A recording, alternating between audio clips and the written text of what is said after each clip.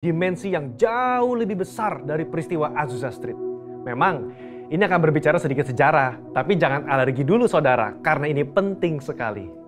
Karena sudah lebih dari 1 abad, maka saksi mata yang menyaksikan langsung betapa dahsyatnya pencurahan Roh Kudus yang terjadi di Azusa Street sudah meninggal.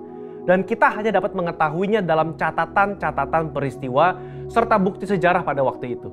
Salah satunya yang ditulis dalam buku 100 peristiwa penting dalam sejarah kekristenan. Tercatat bahwa harian Los Angeles Times hari Rabu tanggal 19 April 1906 memberitakan sebuah pertemuan diadakan di sebuah pondok yang hampir rubuh di Azusa Street.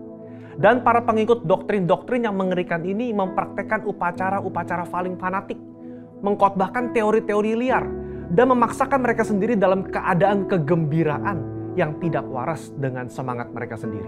Nah saudara, publisitas negatif semacam ini malah sesungguhnya membantu mengumpulkan massa. William Seymour tiba di Los Angeles di bulan Februari tahun 1906. Dan dia mulai berkhotbah serta membangun pelayanannya di Azusa Street. Penantian akan pencurahan Roh Kudus terjawab. Dan pada bulan April dalam sebuah ibadah, Roh Kudus tercurah. Dan orang mulai berkata-kata dengan bahasa yang baru. Sebenarnya, pernah ada beberapa orang berbahasa lidah yang muncul dengan tiba-tiba di negara itu dan di Eropa pada tahun-tahun silam. Tetapi Azusa Street merupakan ledakan terbesar. Gerakan yang diawali oleh William Seymour ini kemudian melanda dunia, melampaui etnis, suku, ras, dan dikenal dengan gerakan atau aliran Pentakosta. Inilah yang kita beri istilah sebagai Pentakosta kedua. Setiap hari Minggu kita memperkatakan bersama-sama, Pentakosta ketiga adalah pencurahan Roh Kudus yang dahsyat di zaman now, melebihi yang terjadi di Azusa Street. Pernyataan ini bukanlah sekedar pernyataan iman semata, apalagi klaim sepihak dari gembala sidang atau gembala pembina. Pernyataan ini terkait dengan 2 aspek. Yang pertama, aspek historis. Pada tahun 1909, William Seymour pernah tercatat bernubuat, dalam 100 tahun yang akan datang, akan ada kebangunan rohani lain seperti yang terjadi di Azusa. Dan kemuliaan Shekinah akan kembali.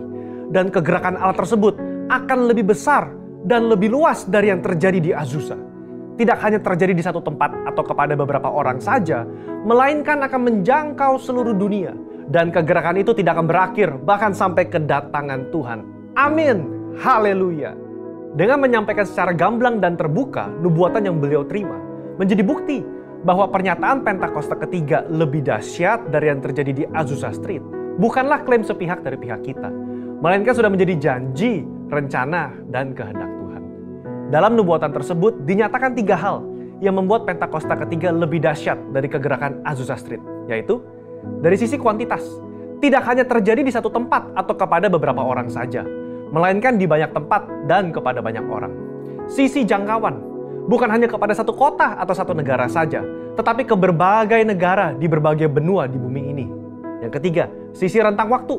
Fokusnya bukan hanya terjadi 1 tahun atau 3 tahun, melainkan tidak berhenti sampai Tuhan Yesus datang kembali. Aspek yang kedua, yaitu aspek teologis atau biblikal. Alkitab kita menyebutkan istilah hujan awal atau yoreh terkait musim menanam dan hujan akhir, malkosh, yang terkait dengan musim menuai, sebagaimana yang kita temukan dalam ayat-ayat berikut ini. Berdasarkan prinsip hujan awal dan hujan akhir, dapat kita pahami bahwa hujan awal pencurahan Roh Kudus mengawali kelahiran gereja. Dan hujan akhir pencurahan Roh Kudus mengawali penuaian jiwa terbesar dan terakhir sebelum kedatangan Tuhan Yesus yang kedua kali. Hujan akhir pencurahan Roh Kudus jauh lebih dahsyat daripada hujan awal. Karena penuaian jiwa-jiwa yang terjadi jauh lebih besar. Bradley Truman Knoll dalam bukunya berkata, konsep hujan akhir memberikan struktur kepada kisah kegerakan Pentakosta kita bahwa akan datang pencurahan Roh Kudus yang dahsyat sebelum kedatangan Tuhan Yesus kali yang kedua. Kita sekarang berada di era di mana hujan akhir itu sedang dicurahkan.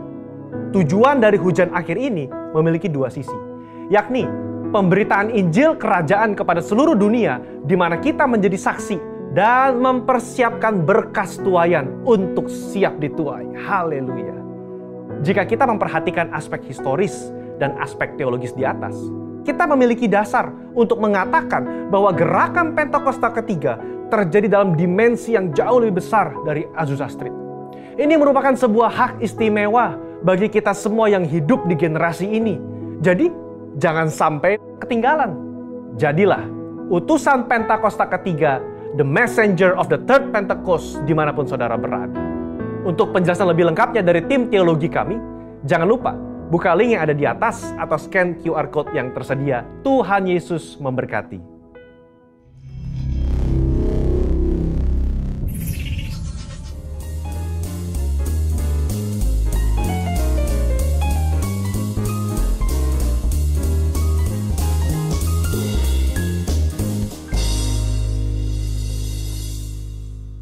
Shalom. Shalom. Thank you for the price you paid, bearing all my sin and shame.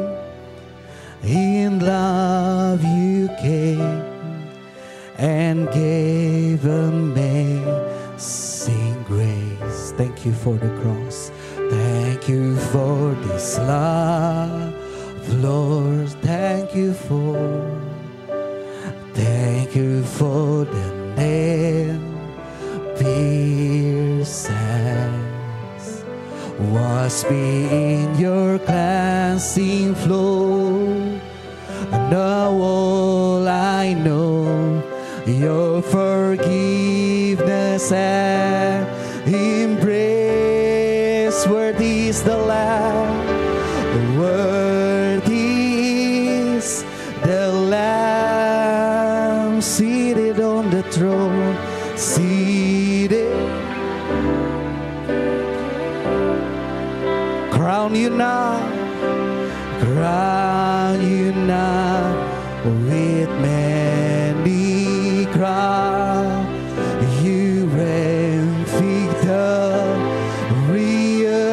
high and lifted up, high and lifted up. Jesus, Son of God, Jesus, Son of God, the darling of heaven, crucified,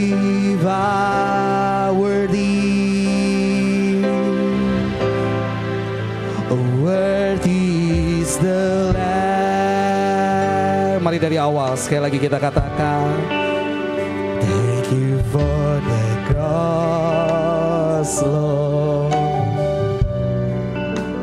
Thank you for the price you paid, bearing all my sin and sin. In love you came and gave amazing. Thank you for this love. Thank you for this love, Lord. Thank you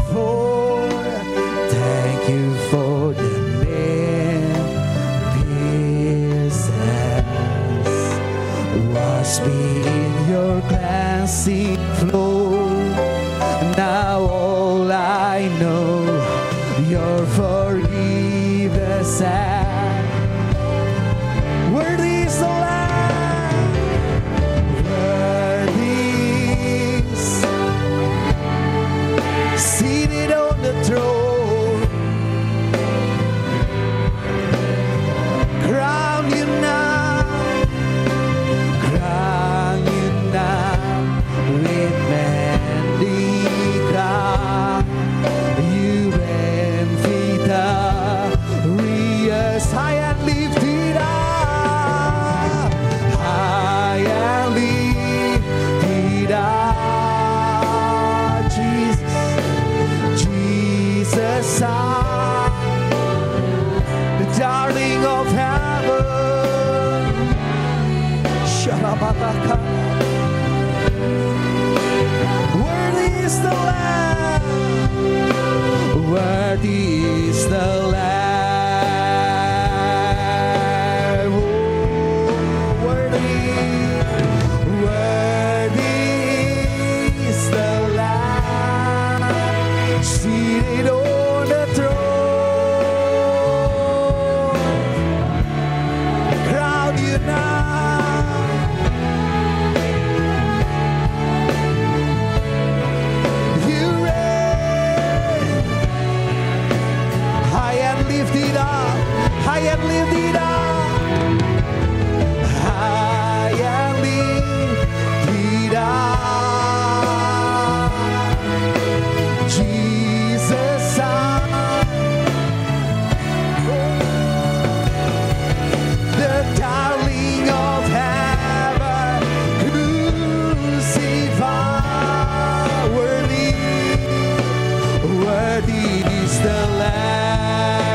sama-sama sembah Tuhan. Ayo sembah Dia.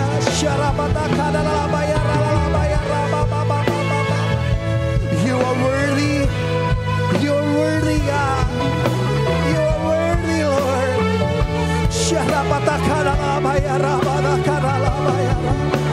Worthy is the Lamb. Worthy is the Lamb.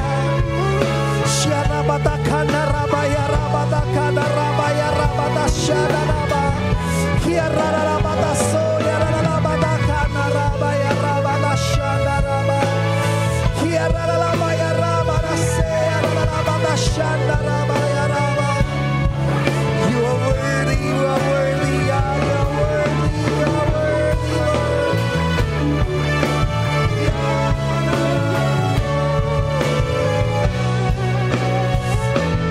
Worthy is the Lamb.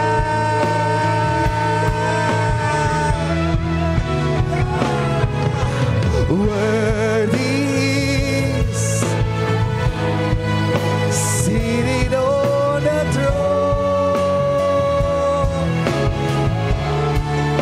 Crown you now with many crowns. You reign victorious. Mari kita bangkit berdiri bersama-sama. Hai Jesus, Son of God.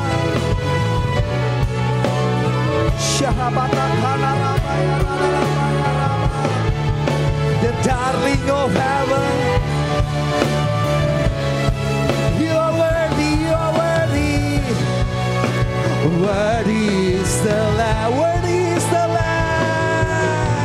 Worthy is.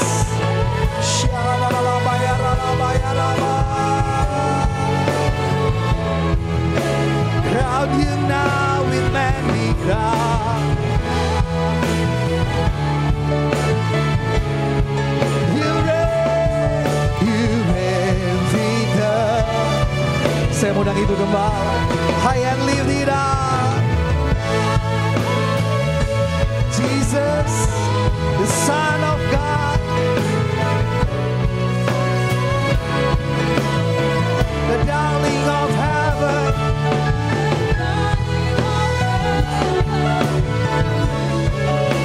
Worthy is the Lamb. Worthy is the Lamb. Worthy is the Lamb. Worthy is the Lamb. Worthy is the Lamb.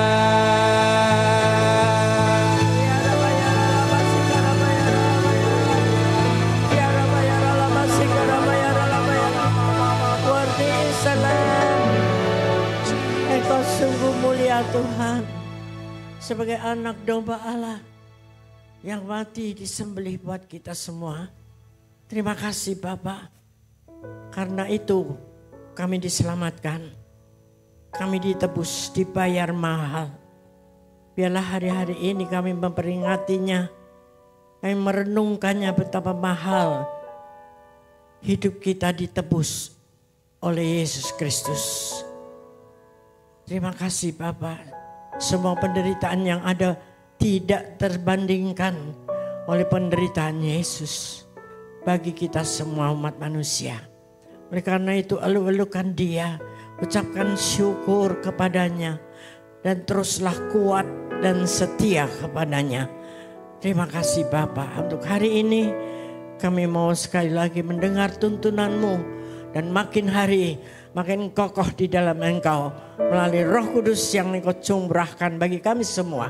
Dalam nama Tuhan Yesus Kristus kami siap diberkati Tuhan. Mari yang siap katakan bersama-sama amin. Sorak-sorai yang dahsyat buat Allah kita. Haleluya. Haleluya. Kami umat pemenang. Amin. Ya, silahkan duduk kembali. Shalom. Masuk bulan Juni sekarang. Puji Tuhan, 1 bulan lagi, separuh tahun ini kita lalui. Puji Tuhan. Saudara masih bergairah bersama Tuhan? Yakin? Ya, musim-musim di depan kita tidak akan jadi semakin baik. Kita tahu ya, segala perkara makin jelek keadaannya, perekonomian, penyakit, kejahatan, ya, semuanya makin naik tingkatannya. Nah, kalau iman kita tidak dinaikkan, pasti kita akan jadi orang-orang yang kalah selalu. Yang selalu mengeluh, yang selalu komplain kepada Tuhan, kok begini, kok begitu. Karena hidup kita di dalam Tuhan tidak pernah dijanjikan tanpa masalah. Ada masalah, tetapi Yesus ada di depan kita. Itu yang penting. Saudara pernah dengar ayat mengatakan, kalau kau punya iman sebiji sesawi aja, bisa memindahkan gunung. Ya, artinya gunung itu adalah gunung masalah-masalah kita. Atau mungkin bicara tentang tembok. Tembok Yeriko yang segitu tebal, belasan meter itu tebalnya. Bukan seperti tembok kita.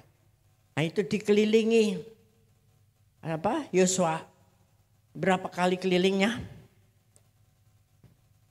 7 itu harinya. Kelilingnya berapa? 13. Jadi angka 13 luar biasa ya. Amin. Nah, sekarang hari ini saya ingin membawa saudara dengan judul prajurit yang mendaki gunung dan melompat tembok. Amin. Kita punya tema Pondok Gede adalah prajurit yang siap sedia. Masih ingat gak? Mulai bulan Maret kemarin ya. Kita punya tema di sini adalah prajurit Tuhan yang siap sedia. Siap sedia untuk apa? Apa saja. Untuk terima berkat, siapa yang gak mau? Tapi untuk mendaki gunung masalah, untuk menghancurkan tembok-tembok raksasa kita, siap gak? Halo? Siap gak?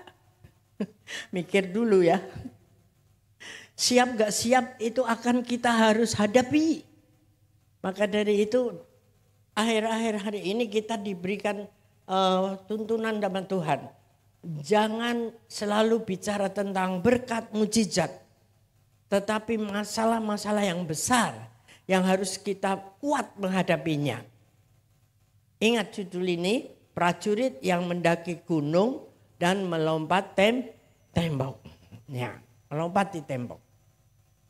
Kita mampu mengatakan bahwa saya beriman menghadapi masalah.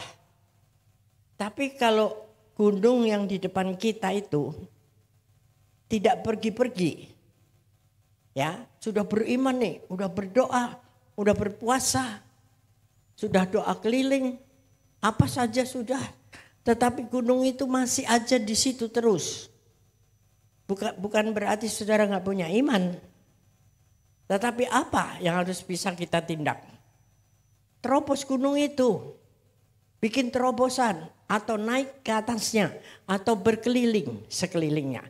Sampai kita bisa sampai ke seberangnya. Ada amin? Berat banget aminnya. Tidak gampang, ya kan? Atau itu bicara tentang tembok itu yang tebal. Kalau kita sudah kelilingi lebih dari 13 kali, Yosua roboh, tapi kita tidak. Enggak roboh-roboh temboknya, saudara.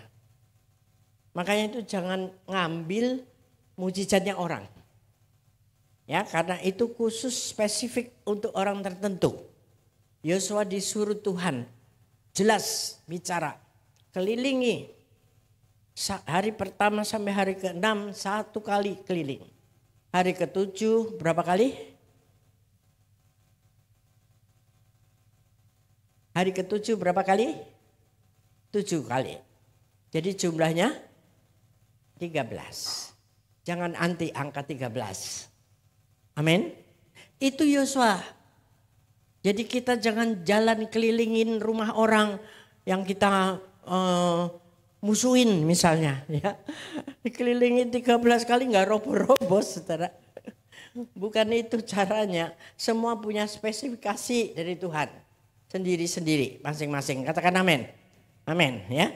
Nah semua apapun bentuk tembok kita, gunung kita bisa terobos, kita bisa naiki, kita bisa puterin ya. Kalau tembok itu nggak bisa roboh dengan cara yang kita tahu, cara yang lain. Artinya apa? Ketika kita menghadapi masalah hari-hari ini, ekonomi yang begitu sulit, ya, kejahatan, apa saja, sakit penyakit yang semakin hari semakin mengerikan, saudara. Tadi kita mendoakan Pak Jonathan Talan, gembala di ranting kita, Kampung Sawah. Sudah 3 minggu dia berpindah dari satu rumah sakit ke rumah sakit yang lain. 3 rumah sakit. Hari ini ada di RSPAD dan dokternya sendiri bilang bingung. Apa sakitnya? Apalagi kita, ya kan? Dokternya bingung, saudara. Nah biasanya BPJS 3 hari 4 hari maksimal suruh pulang. Betul? Ya karena rumah sakit seringkali diutang oleh pemerintah. Untuk BPJS Pak Rudolf kemarin dokter mengatakan itu. Utang negara sangat besar untuk BPJS. Makanya orang dibatasi. Puji Tuhan karena Pak Jo ini ya kita bukan mengandalkan manusia. Tapi kita memanfaatkan orang-orang dalam yang ada di dalam situ yang bisa menjadi saluran berkat buat dia. Sehingga dia sudah seminggu lebih hari ini dia nggak keluar.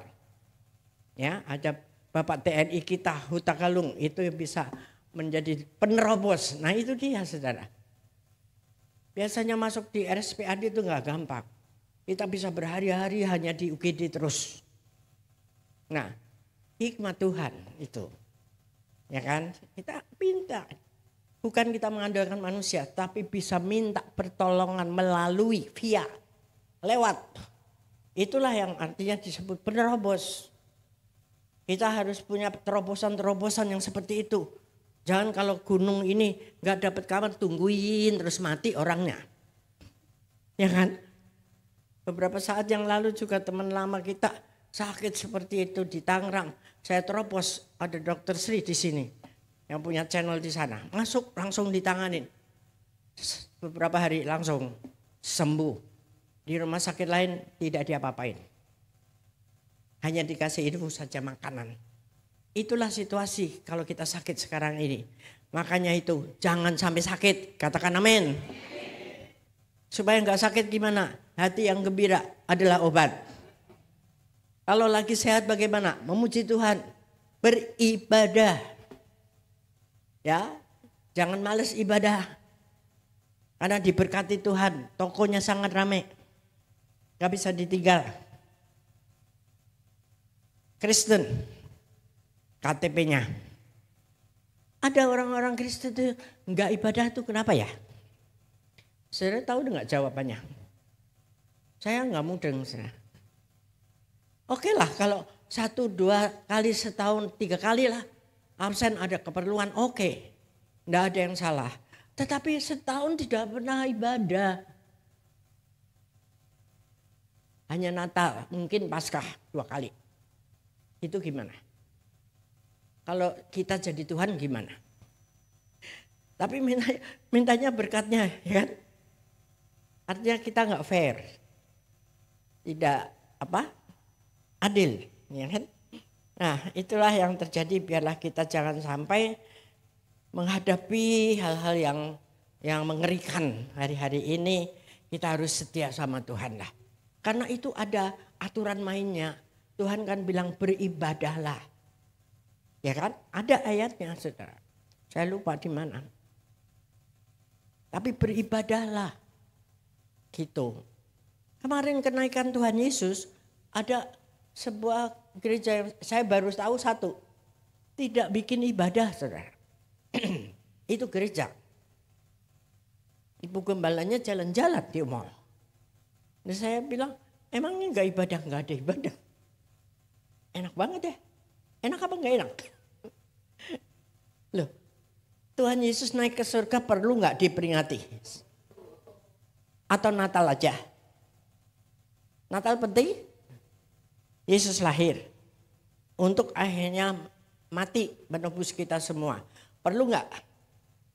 Tuhan Yesus mati, kematian Yesus perlu kita peringati? Tanpa kematian Yesus tidak ada kebangkitan. Tanpa kebangkitan tidak ada naik ke surga. Tanpa naik ke surga tidak ada tempat kita di sana. Dan tidak ada Roh Kudus yang dicurahkan untuk kita semua. Amin. Nah, mau diperingati aja loh. Tapi mau menikmati hari itu sebagai hari libur. Long weekend. Bikin mana-mana macet semua. Siapa yang kena macet? Kemarin. Ini mengerikan, saudara. Kau bilang aku mau selamat. Aku mau terima berkat Tuhan. Aku mau menerobos. Aku mau jadi umat pemenang. Tapi ibadah aja pelit banget. Loh. Kalau sudah di luar kota, ya nggak harus pulang ke Pondok Gede. Ibadahlah di sana. Minimal online lah. Ya. Karena hanya sedikit waktu kita bisa memuji, menyembah Tuhan bersama-sama di dalam sebuah ibadah ini. Ketika kemarin pandemi ibadah-ibadah ditutup, pada nangis-nangis minta Tuhan buka lagi ya. Begitu udah dibuka, aduh capek, aduh ada pesta, aduh ada arisan, aduh ada tamu. Tamunya tuh diajak ke ibadah. Kalau kamu gak mau, maaf saya ini jamnya ibadah. Harus bisa bilang seperti itu, saudara. Gimana? Serius loh, kita sekarang ini hari-hari penyaringan Tuhan.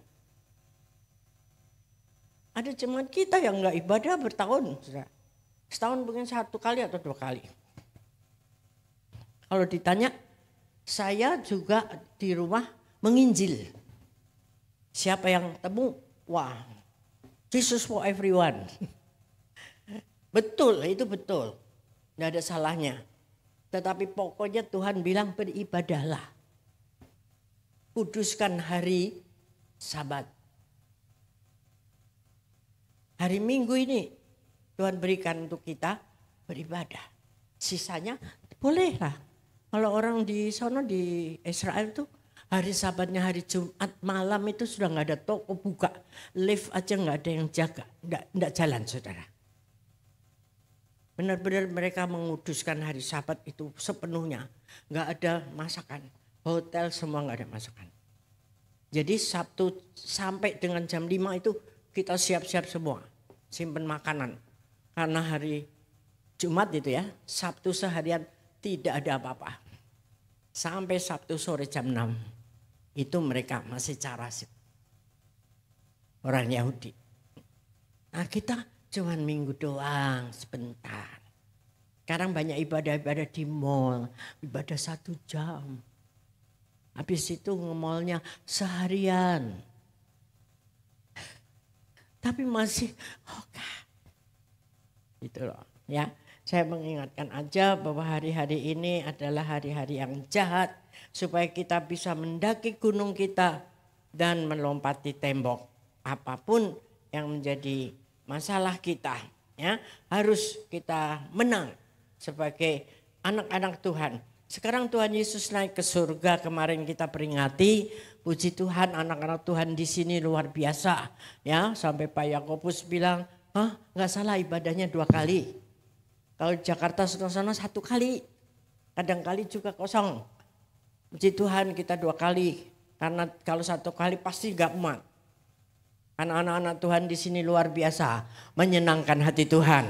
Amin. Disorak-sorai buat Tuhan.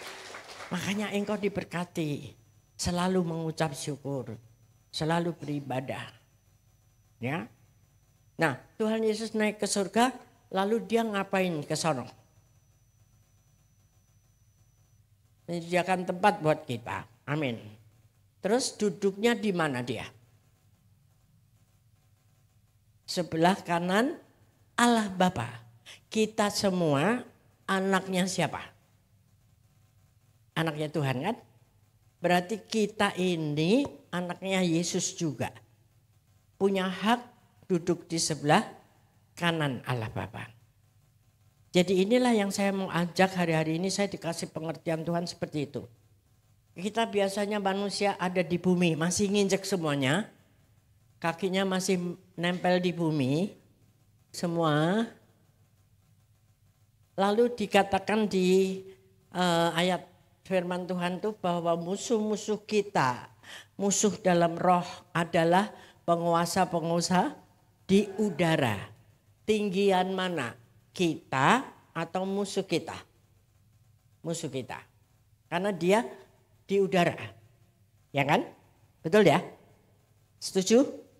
Setuju. Nah, makanya seringkali kita banyak kalahnya dong. Karena dia di atas, kita di bawah. Kalau mau melempar batu, kena kita sendiri kadang-kadang. Atau mau tembak, jatuh. Ya, susah. Tapi kalau kita duduk di sebelah kanan Allah Bapa, dari sana kita menembaki musuh, susah apa gampang? Yang jelas dong. Susah apa gampang? Gampang. Jadi angkat roh kita. Sekarang pengertiannya. Bahwa kita duduk di sebelah kanan Allah Bapa secara roh bersama Yesus. Katakan amin. Dari sana kita berperang penguasa-penguasa di udara. Jadi bukan dari bumi ini. Dari tempat yang tinggi. Karena kita manusia rohnya di sana. Di sini sementara toh. Apa mau terus di sini? Saudara, mau terus di bumi?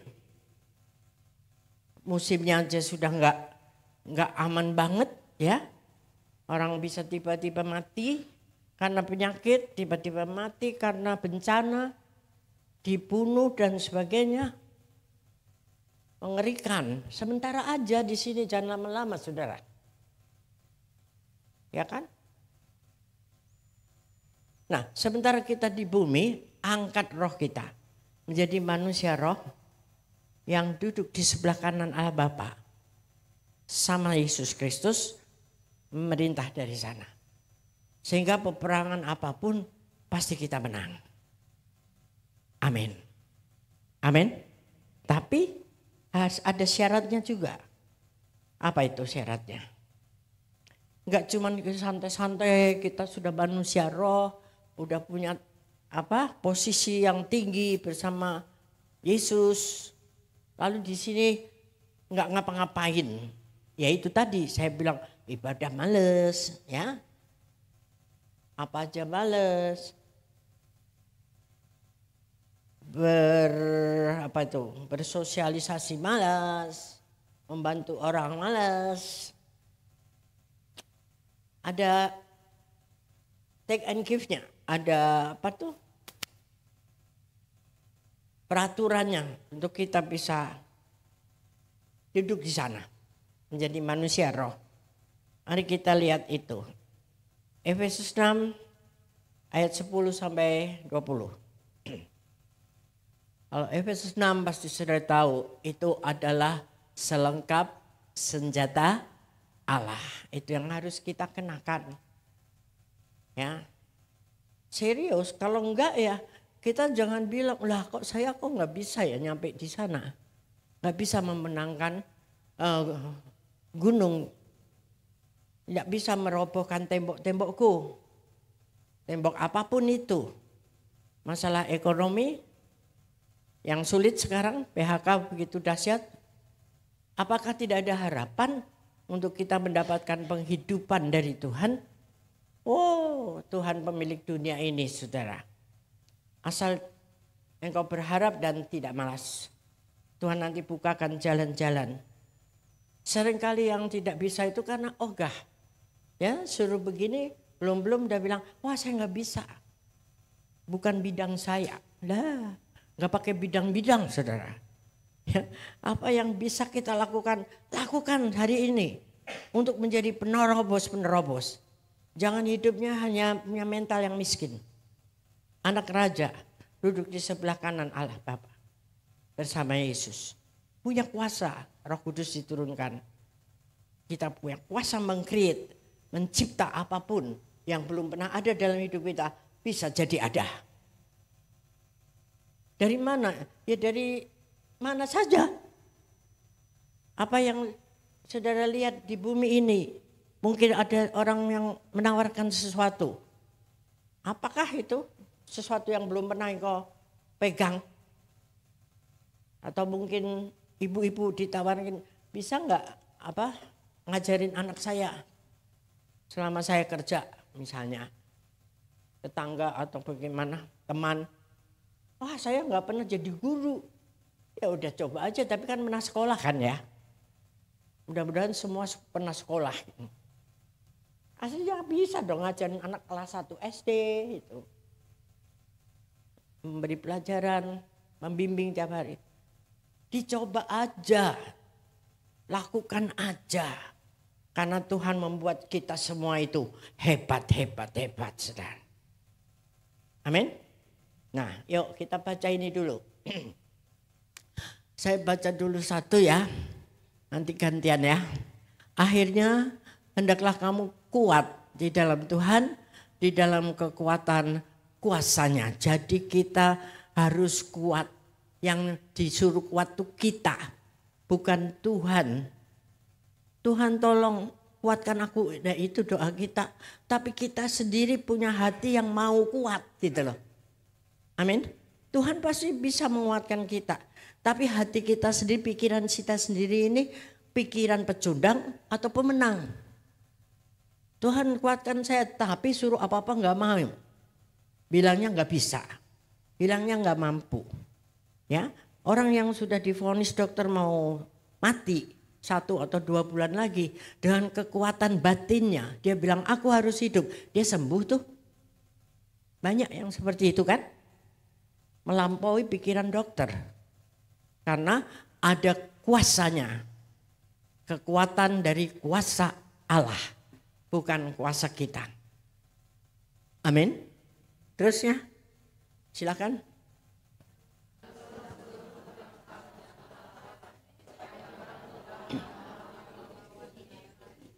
Nah, sini dulu ya. Kita diminta selengkap senjata Allah. Nanti kita baca apa saja itu selengkap senjata Allah.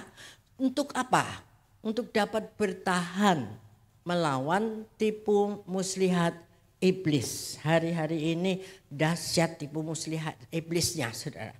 Lebih kuat dari sebelum-sebelumnya. Karena apa? Tuhan Yesus sudah mau datang kembali. Lebih dekat. Iblis tahu.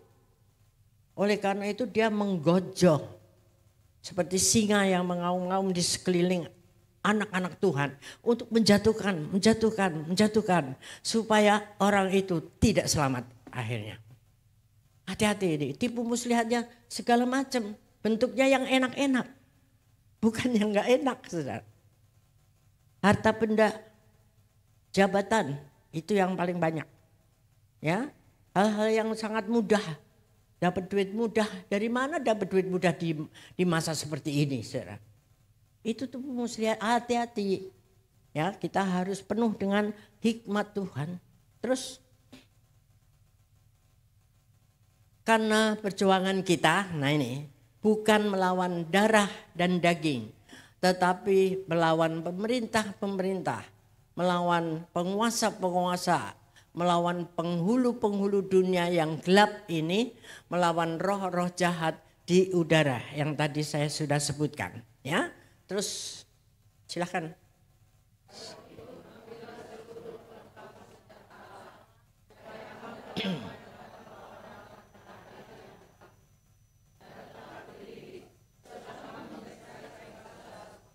Nah, perlawanan pada hari yang jahat. Hari yang jahat adalah sekarang-sekarang ini, saudara. Oke, terusnya. Jadi berdirilah tegap, berikat pinggangkan kebenaran. Dan berjajirahkan keadilan. Kebenaran, keadilan. 2. Terus. Beritakan Injil damai sejahtera. 3. Terus. Dalam segala keadaan pergunakan perisai iman Dengan perisai itu kamu akan dapat memadamkan semua panah api si jahat. Perisai iman. Ya, terus terima ketopong keselamatan. Pedang roh yaitu firman Allah. Lengkap 5 ini. Berikut. Dalam segala doa dan permohonan. Berdoalah setiap waktu di dalam roh. Dan berjaga-jagalah di dalam doamu itu dengan permohonan yang tak putus-putusnya untuk segala orang kudus. Berikut.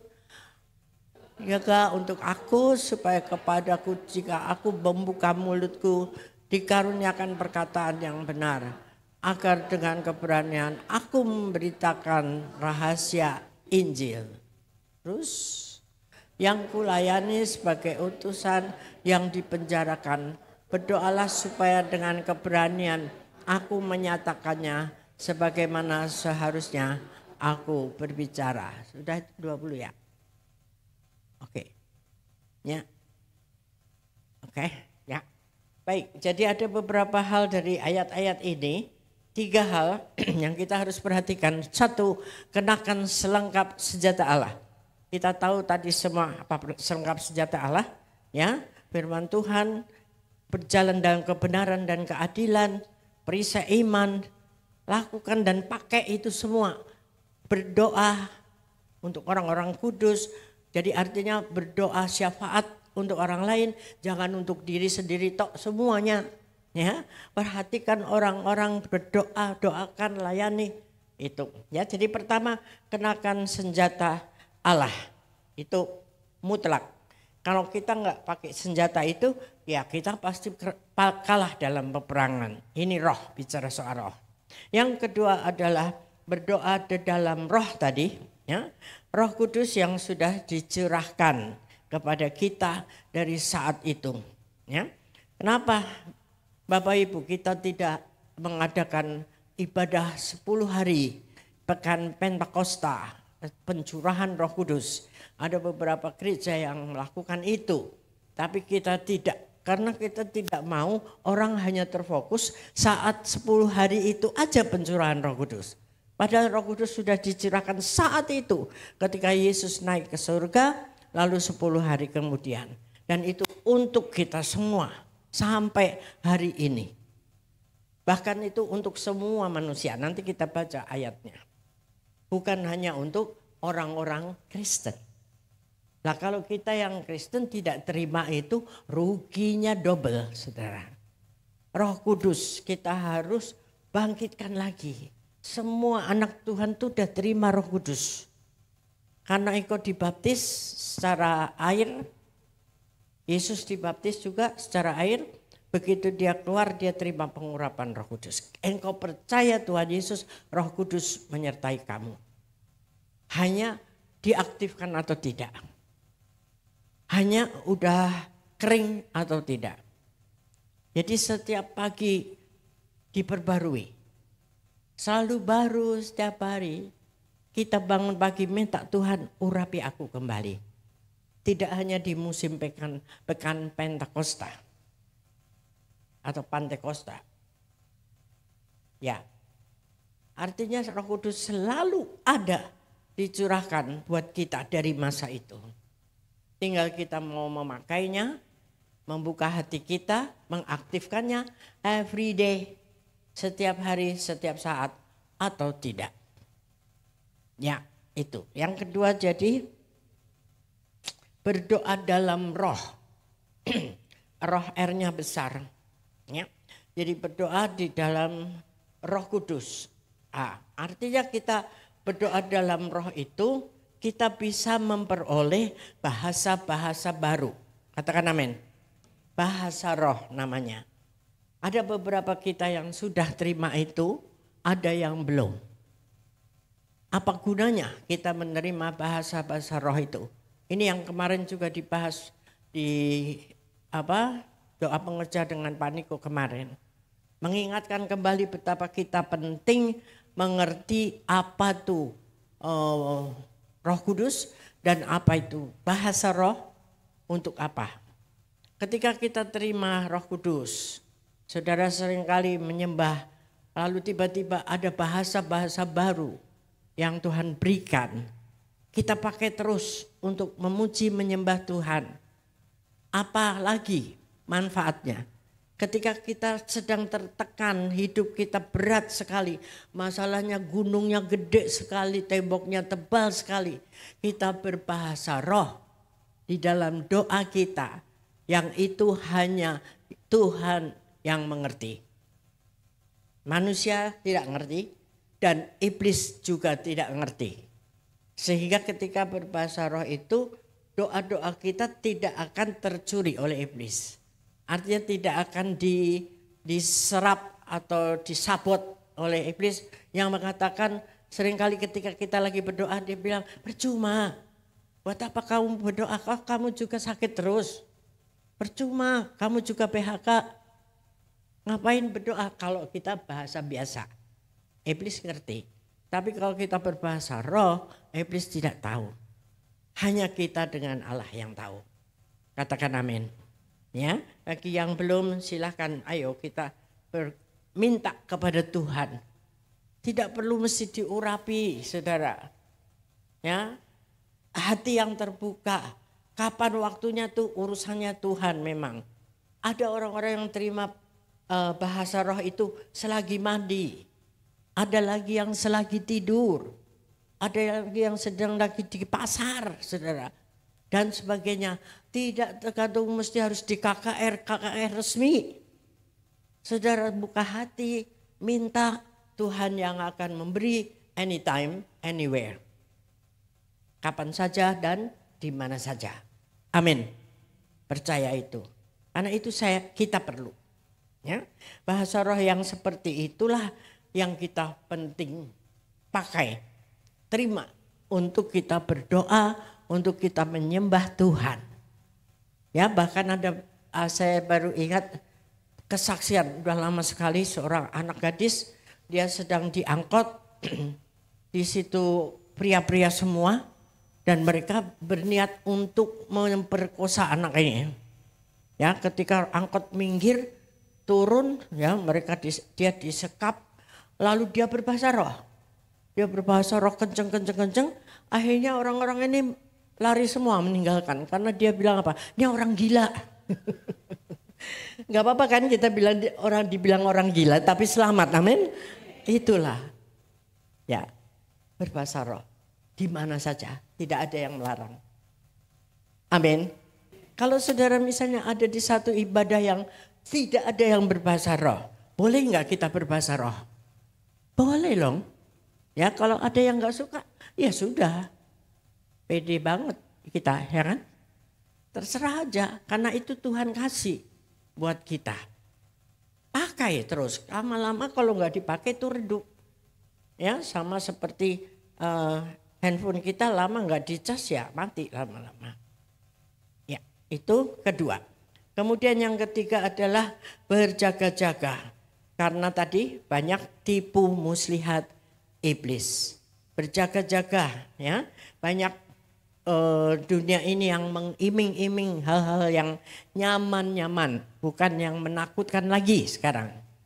Yang nyaman, yang enak. Ya, yang apa? Enak di mulut, enak di hidup.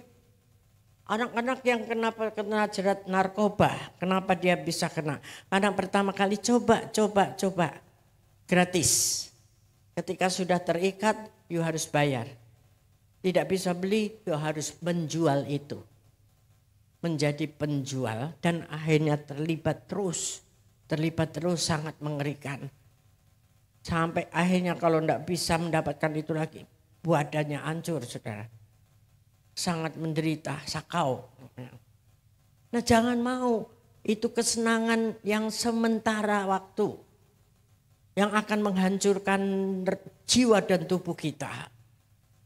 Tetapi kalau ada tekanan, apapun yang menghimpit kita, berbahasa roh, berdoa, menjerit kepada Tuhan. Menyendiri, minta sama Tuhan. Dan engkau pasti akan dilepaskan dari segala tekanan-tekanan itu. Ya kan? kalahkan musuh-musuh itu dengan lompat di tembok, daki gunung itu.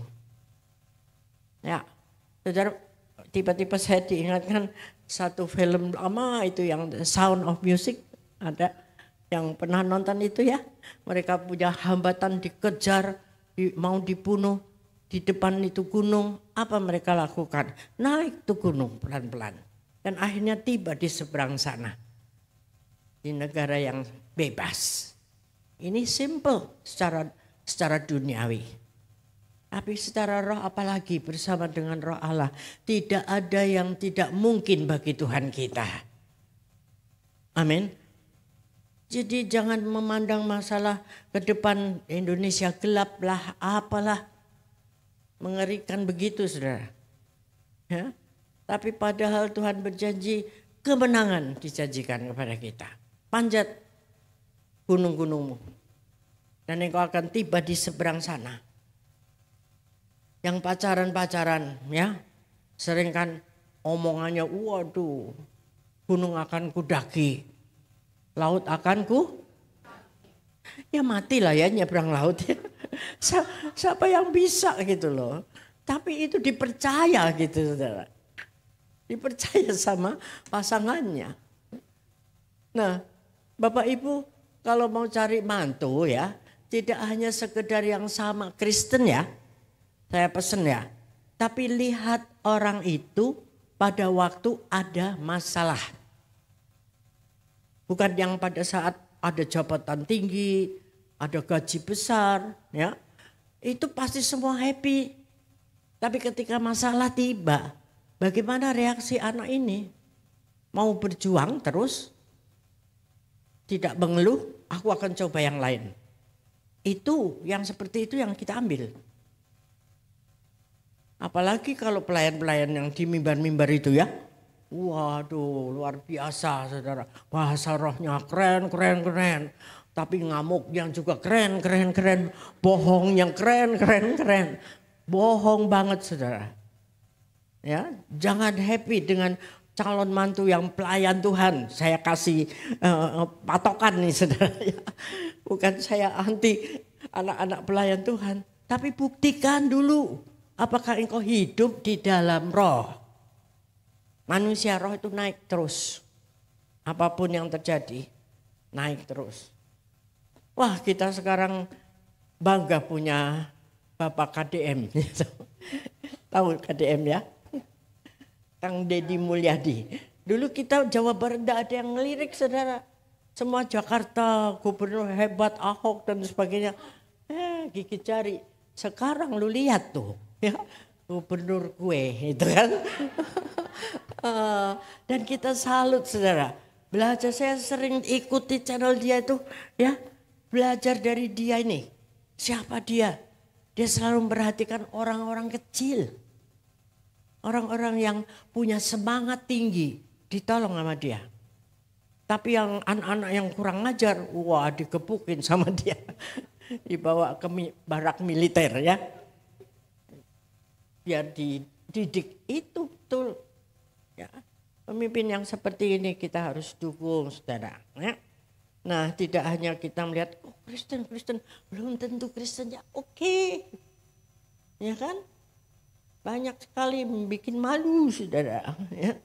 Jadi ketika pertama adalah kita pakai selengkap senjata Allah untuk kita bisa duduk di sebelah kanan Allah Bapa mengalahkan musuh-musuh kita. Mendaki gunung, merobohkan tembok masalah. Satu, pakai seluruh senjata Allah tadi itu. Dua, berdoa dalam roh. Ketiga adalah berjaga-jaga. Karena hari-hari ini adalah hari-hari yang jahat. Nah, kemarin juga kita diingatkan bahwa Tuhan Yesus mati untuk menyelamatkan kita. Tapi kita semuanya ini yang sudah percaya Tuhan Yesus yang harusnya menjadi murid Tuhan. Seperti murid-murid zaman itu ada berapa muridnya? 12 lengkapnya. Apakah mereka semua akhirnya selamat? Tidak semua. Yang jelas satu si penjual Yesus. Ya. Nah itulah sebabnya kita harus belajar hati-hati.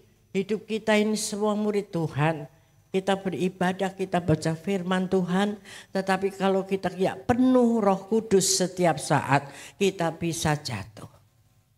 Kehilangan keselamatan itu, hati-hati. Lalu yang kedua, hampir-hampir tidak selamat. Nyaris, artinya sudah terbawa arus, jatuh dalam dosa, atau mungkin pindah ke kepercayaan lain. Tapi tiba-tiba Tuhan tegur dia, lalu mau balik. Nah itu disebutkan sebagai hampir-hampir tidak selamat. Kalau dia mau bertobat, Tuhan tetap selamatkan. Nah, biarlah kita semua menuju kepada bagian yang ketiga, yang seutuhnya selamat. Terima mahkota Tuhan. Amin. Dan Tuhan bilang, hai baik engkau hamba yang setia. Setia itu sampai akhir, saudara. Jangan setengah-setengah.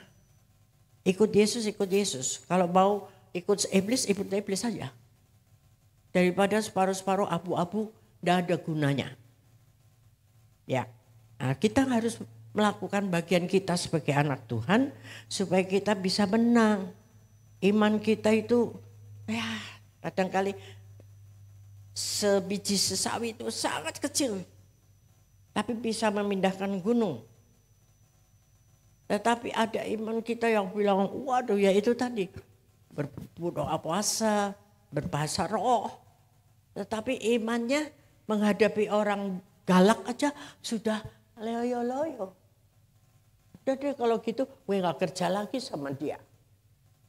Itu letoi imannya. Ya kan? Terus kita berjuang terus. Kalahkan musuh. Lompat tembok. Terjang daki gunung. Gunung apa? Keganasan. Ketidakadilan. Karena kita harus pakai keadilan dan kebenaran tadi. Dengan iman kepada Tuhan. Satu waktu bos kita pasti tunduk sama Tuhan. Nah itu dong. Apakah Tuhan gak bisa merubah dia? Dalam sedetik Tuhan bisa merubahnya. Ya. Nah terus kita baca 1 Korintus 14 ayat 2 sampai 4. Siapa yang berkata-kata dengan bahasa roh tidak berkata-kata kepada manusia itu, tetapi kepada Allah, sebab tidak ada seorang pun yang mengerti bahasanya. Oleh roh, R-nya besar, roh Allah, I-nya kecil, siapa itu? Kita semua mengucapkan hal-hal yang rahasia. Jadi kalau kita berbahasa roh, kita bukan ngomong pada sesama. Jadi kalau sesama julid ya, nggak suka, ya cuekin aja. Aku lagi ngomong sama Tuhanku. Karena mereka tidak mengerti. Terus,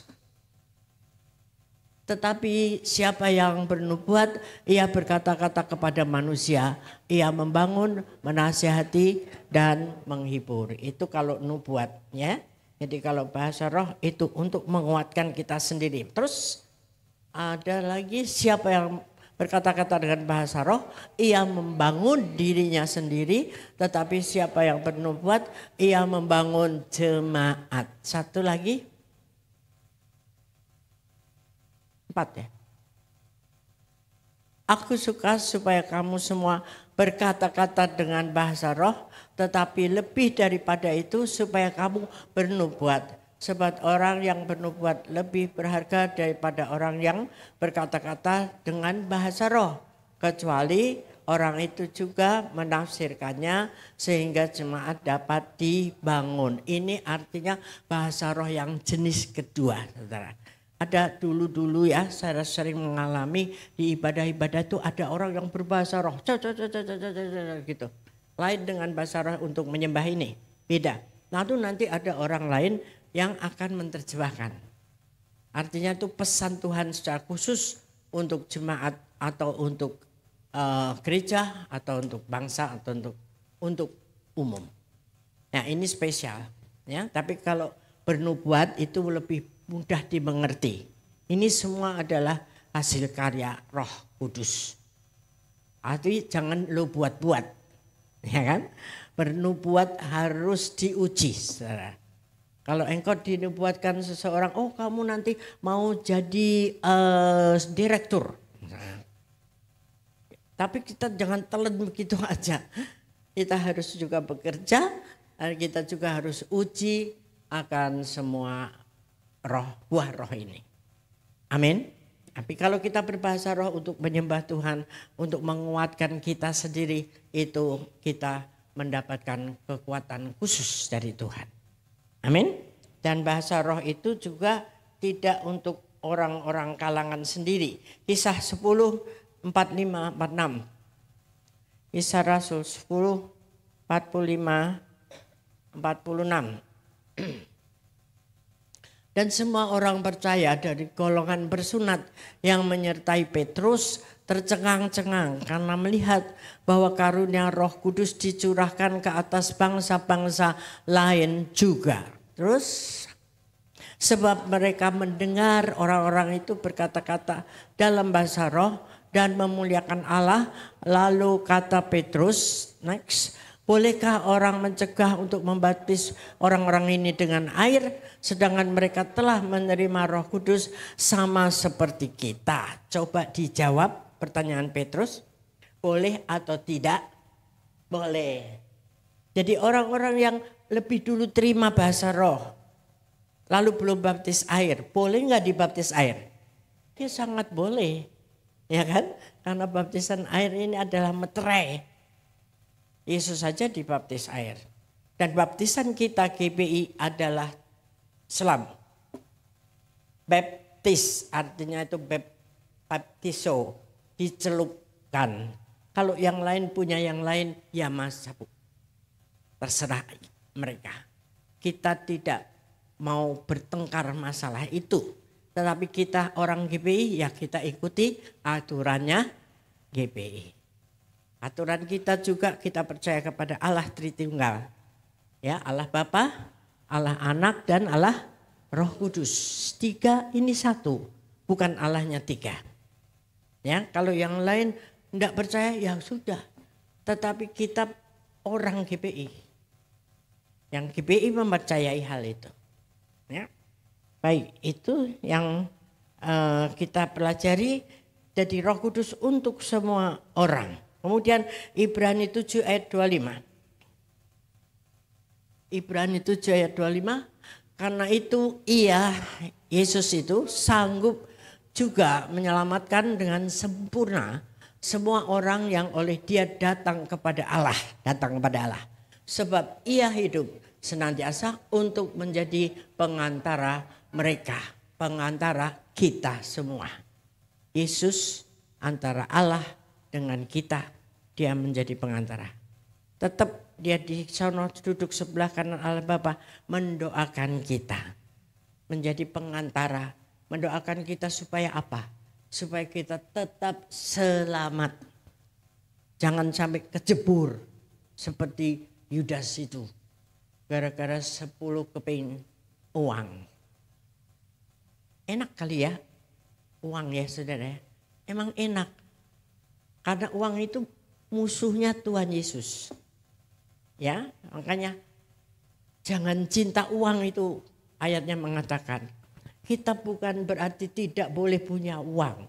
Tetapi bisa enggak kita menomorsatukan Yesus daripada uang kita. Ini yang penting. Uang itu men-support, mendukung kita untuk hidup. Beli belanja apa?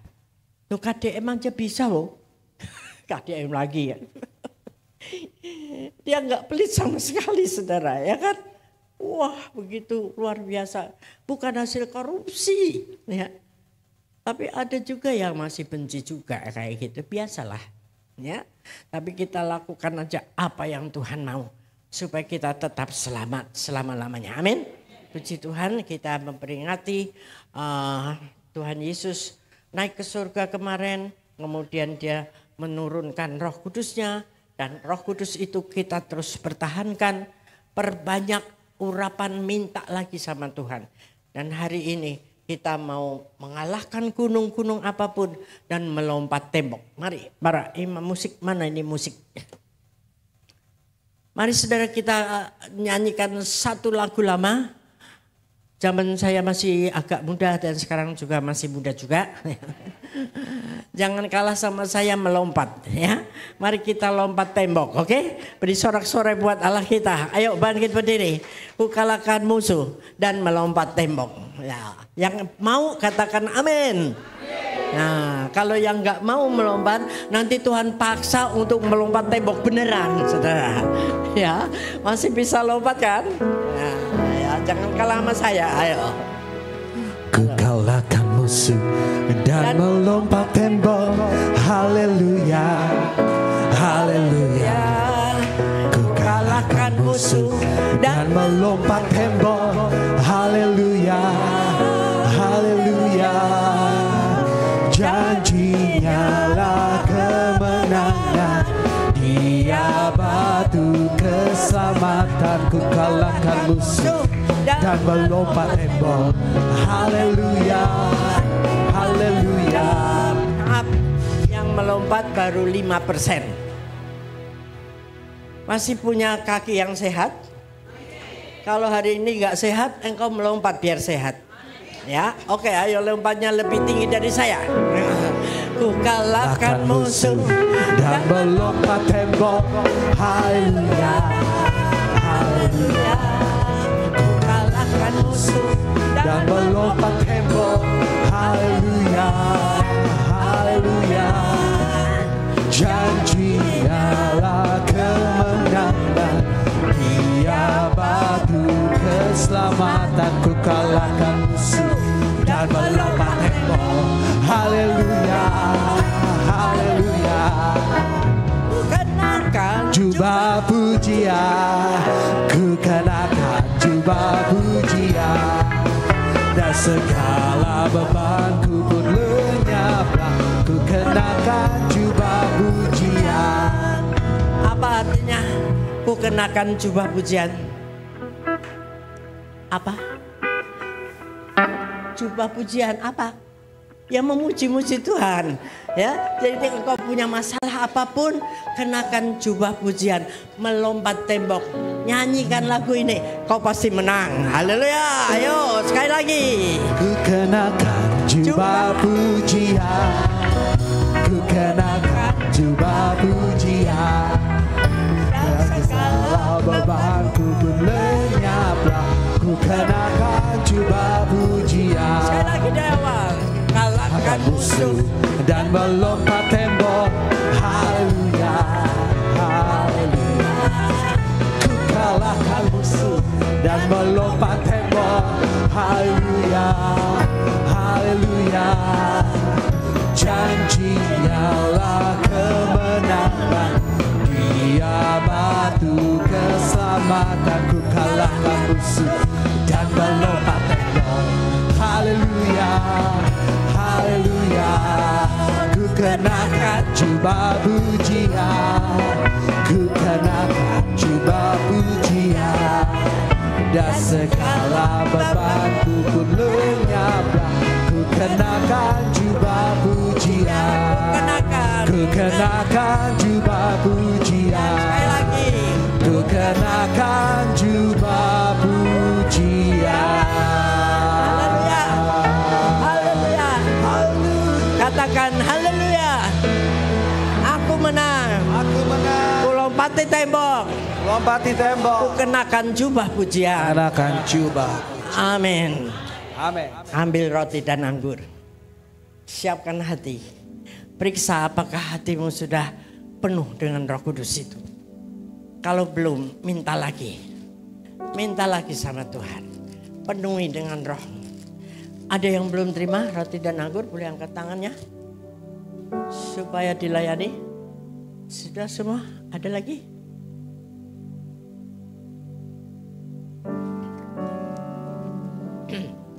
Boleh angkat tangan yang belum? Ayo, siapa yang belum?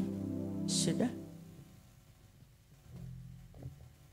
Oh, pemusiknya belum.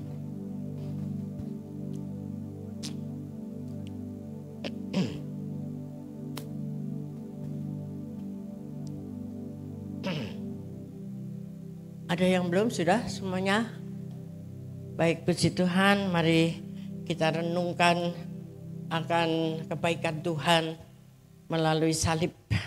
Tidak sembarangan kita hanya memperingati tiap bulan, tetapi kita punya iman bahwa salib Yesus adalah sangat berharga bagi kita. Terima kasih ya Tuhan untuk kebaikan-Mu, sehingga kami boleh ditebus dengan darah yang mahal. Dan hari ini kami boleh merenungkan kebaikan-Mu itu. Mari angkat roti di tangan kanan tinggi-tinggi. Sebab apa yang telah kuteruskan kepadamu telah kuterima dari Tuhan, yaitu bahwa Tuhan Yesus pada malam waktu Ia diserahkan mengambil roti. Dan sesudah itu Ia mengucap syukur ke atasnya, Ia memecah-pecahkannya dan berkata, inilah tubuhku yang diserahkan bagi kamu, perbuatlah ini menjadi peringatan akan aku. Saudara-saudara yang kasih Tuhan, bukankah roti yang kita pecah-pecahkan ini adalah persekutuan kita dengan tubuh Kristus? Mari makan dalam nama Yesus.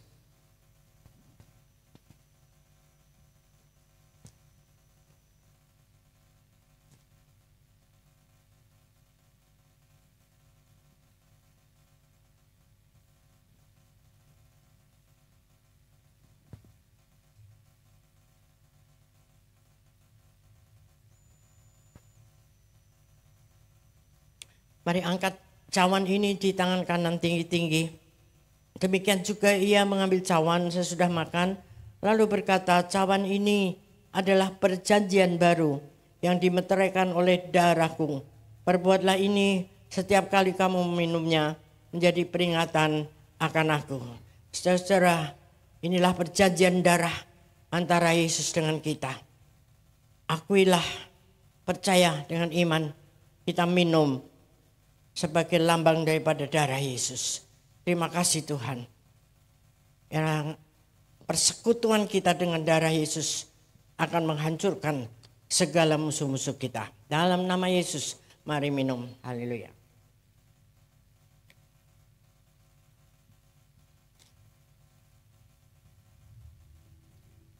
Naikkan syukur kepada Tuhan.